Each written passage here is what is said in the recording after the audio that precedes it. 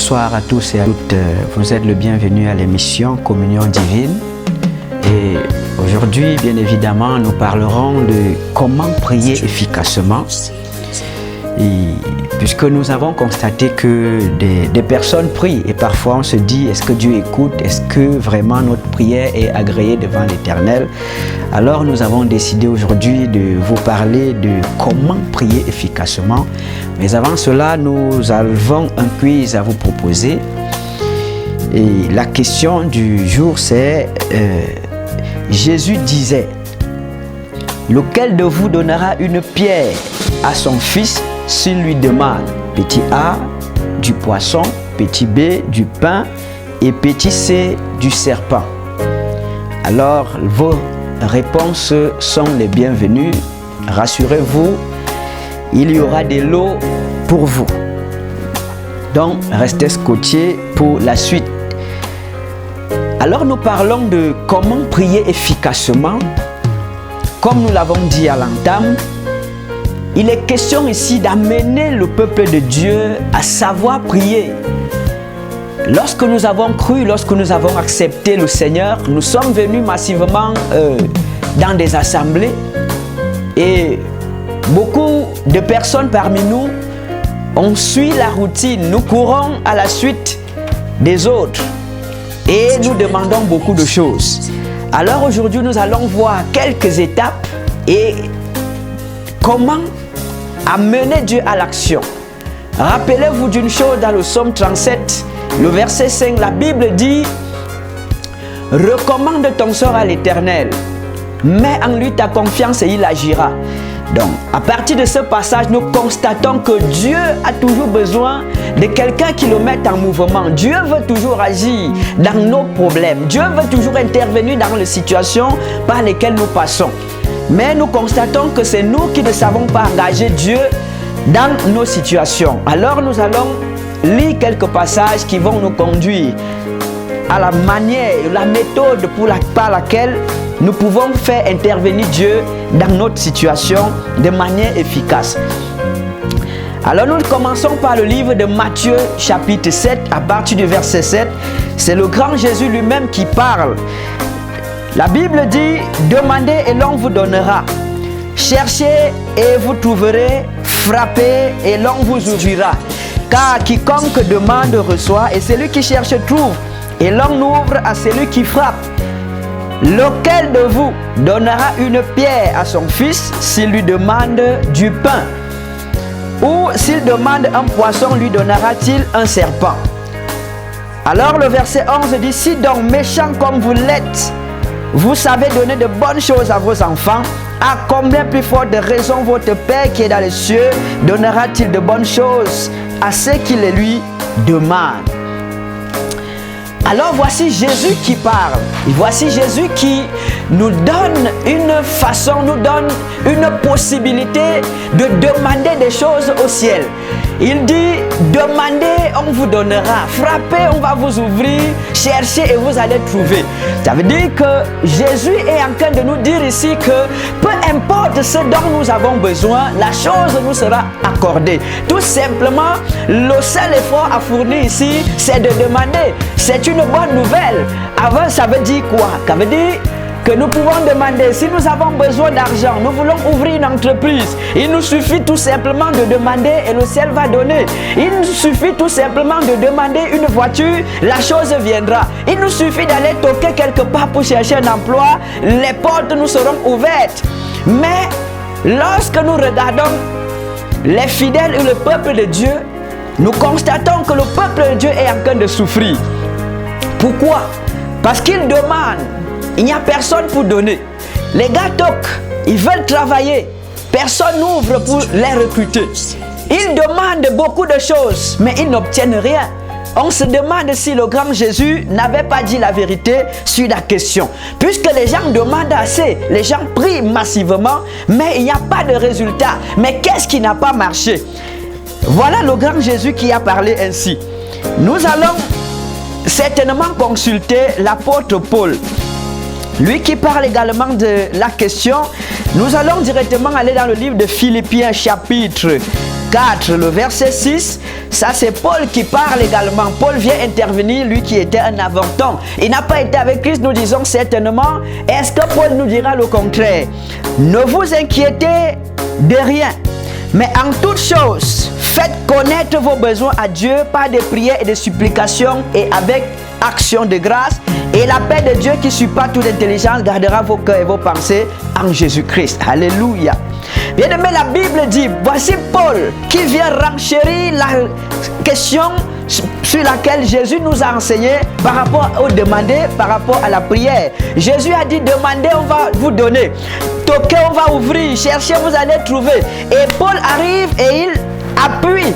Il met de l'appui sur ce que Jésus nous a dit. Il dit, ne vous inquiétez de rien, mais en toute chose, faites connaître vos besoins à Dieu par des prières, des supplications, mais avec des actions de grâce. Ça veut dire que nous devons déjà rendre grâce à Dieu pour ce qu'il va nous donner. Ça, c'est une bonne nouvelle que l'apôtre Paul vient ajouter à ce que Christ nous a annoncé. Alors, nous demandons, c'est nous qui sommes en train de demander, c'est nous qui cherchons, c'est nous qui voulons. Nous voyons maintenant comment les gens sont motivés. L'apôtre Paul est venu encore nous motiver davantage. Il nous amène à chercher, il nous amène à demander, il nous amène à crier, à demander le mariage, il nous amène à demander le voyage, il nous amène à demander des grosses voitures. Nous avons besoin de grosses maisons, nous avons besoin de grands emplois dans des grands milieux. Voilà ce que l'apôtre Paul est en train de nous dire.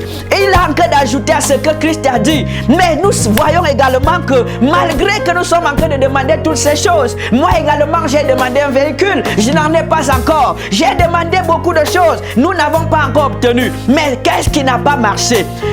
La Bible nous parle également par la suite avec le frère direct de Jésus. Nous dirons que bon, si Paul est venu appuyer sur la question de Jésus, alors que Jésus nous a dit de demander, Paul est venu nous dire, ne vous inquiétez pas, il vous suffit tout simplement de demander. Nous sommes venus et nous avons demandé et bien évidemment, il y a des choses que nous n'avons pas obtenues. Parfois on jette l'auteur à Dieu, on dit que Dieu agit lentement, Dieu fera à son temps. Mais qu'est-ce qui n'a pas marché? Le frère direct de Jésus, qui s'appelle Jacques, va nous parler sur la question et il va certainement nous dire quelque chose qui va nous intéresser. Je suis dans le livre de Jacques chapitre 4, le verset 3. Il est écrit, vous demandez et vous ne recevez pas. Le problème a commencé parce que vous demandez mal dans le but de satisfaire vos passions.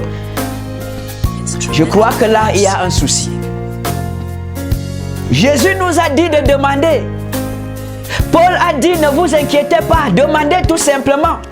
Mais Jacques arrive et il dit, attention, vous demandez, vous ne recevez rien. Donc Jacques nous rappelle pourquoi est-ce qu'on ne reçoit pas.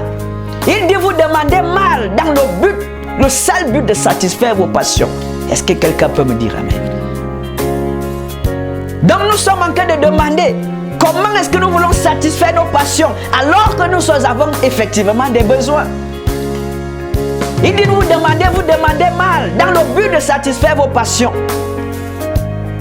Et il continue à dire dans le verset 4, adultères que vous êtes, ne savez-vous pas que l'amour du monde est inimitié contre Dieu?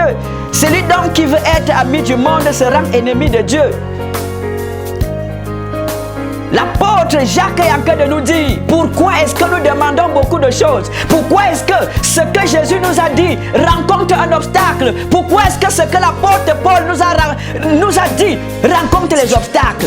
Il dit que c'est tout simplement parce que nous voulons satisfaire nos passions. Nous demandons beaucoup de choses, mais pas dans le but de servir l'Éternel. Ce n'est pas dans le but d'amener le peuple de Dieu à la repentance. Ce n'est pas dans le but d'amener des gens à croire, mais c'est tout simplement parce que nous voulons satisfaire à nos passions. Quelqu'un me dit amen. La Bible dit adultères que vous êtes. Donc nous demandons des choses, mais nous n'avons pas regardé premièrement à ce que Dieu demande de nous. La Bible dit, recommande ton sort à l'Éternel, mets en lui la confiance, il agira. Dieu veut agir. Dieu attend quelqu'un qui va lui recommander son sort. Qu'est-ce que tu vis dans ta famille? Quel est le problème que vous avez? Et si je prends un exemple, vous Vous vivez beaucoup de choses dans vos familles. Il dit adultère que vous êtes, méchant que vous êtes. Vous demandez des choses à Dieu, mais vous n'avez pas regardé votre vie. Est-ce que votre vie ressemble à la vie de Christ? Est-ce que votre vie, est-ce que vous avez déjà aspiré à devenir des enfants de Dieu, à devenir des modèles dans la société, à devenir des modèles dans vos familles, à devenir des modèles peu importe l'endroit où vous êtes? Mais vous demandez, vous avez soif de beaucoup de choses. Nous avons cru au Seigneur. Donnez vos vies à Jésus. Jésus va vous changer. Des riches qu'il était, il est devenu pauvre pour nous enrichir. C'est la vérité. Mais nous ne sommes pas devenus riches. Pourquoi? Parce que la Bible dit que vous demandez mal. Nous demandons mal dans le but de satisfaire nos passions. Nous ne voulons pas travailler. Nous ne voulons pas manifester le zèle. La Bible dit dépouillez-vous du vieil homme qui est en vous. Le vieil homme qui est en train de combattre la nature de Dieu en vous. Si nous croyons en Dieu, si nous croyons en Jésus-Christ, la première chose, ce n'est pas de demander beaucoup de choses. Ce n'est pas de demander les voitures. Ce n'est pas de demander les choses du monde. Ce n'est pas de demander un mariage. Bien-aimé, les questions de chercher le royaume. Est-ce que si Christ arrive aujourd'hui, je serai enlevé parmi les élus? Si la question là n'est pas répondue, alors tu vas demander, et tu vas demander mal. Il dit adultère que vous êtes, menteur que vous êtes, escroc que vous êtes, délinquant que vous êtes, corrompu que vous êtes. Mais vous demandez des choses. Vous priez dans les églises, vous priez en langue, vous parlez en langue, vous demandez beaucoup de choses. Vous suivez la masse. Mais le Seigneur te dit, ce n'est pas parce que tu demandes, mais il faut bien demander. Alors comment est-ce que nous allons bien demander? Nous allons certainement aller voir oncle Jean qui va nous parler. Il va certainement nous dire beaucoup de choses sur la stratégie, comment demander pour satisfaire le cœur de Dieu, pour amener Dieu à l'action. En Jean chapitre 5, le verset 14, la Bible dit: nous avons auprès de lui cette assurance que si nous demandons quelque chose selon sa volonté, il nous écoute. Est-ce que quelqu'un peut me dire amen? Bien aimé, la Bible dit, c'est parlant de Jésus-Christ. Jean est en train de nous dire quelque chose. Puisque Jésus a dit que tout ce que vous allez demander au Père à mon nom, je le ferai, je vous le donnerai. Alors Jean est en train de nous dire, il est vrai que Jésus avait dit que vous devez demander. Pierre-Paul a appuyé cela. Mais voilà comment est-ce que vous devez prier. Puisque Jacques nous a dit que nous prions mal, voici Jean est en train de nous dire que nous avons auprès de Jésus cette assurance que si nous demandons quelque chose selon sa volonté, alors là, il nous écoute. En d'autres termes, nous avons la garantie d'être exaucés. Si seulement nous prions selon il est écrit. Lorsque tu veux demander quelque chose à Dieu, rassure-toi que tu es dans le plan direct de l'Éternel. Rassure-toi que tu es dans le plan de Jésus. Rassure-toi que tu es en conformité avec la volonté de Dieu dans ce que tu es en train de demander. Si je prendrais aujourd'hui un exemple, il y a une femme dans l'église, elle est venue, le célibat, elle a déjà un doctorat en célibat. Elle a cherché n'importe comment, déception, le master en déception. Elle est arrivée en Jésus. On lui a dit les choses anciennes sont passées, toutes choses sont devenues nouvelles. Elle a cru en ça. Elle a commencé à prier pour un mariage. Est-ce que dans ce que tu demandes, ma soeur, est-ce que cela est en conformité avec la parole? Oui, il est vrai. La Bible dit qu'il n'est pas bon que l'homme soit seul. Dieu va lui faire une aide semblable. Alors la fille qui demande un mariage est déjà à la côte de quelqu'un. Demander un mariage est une bonne chose. Mais c'est encore mieux de dire, Seigneur, comme je vais prier en fonction de ce que dit l'Écriture. Une jeune femme qui veut prier pour un mariage, elle doit rentrer dans la Genèse et voir. La Bible a dit dans le livre de Genèse, l'homme va dominer sur la femme et les désirs de la femme seront portés sur son mari.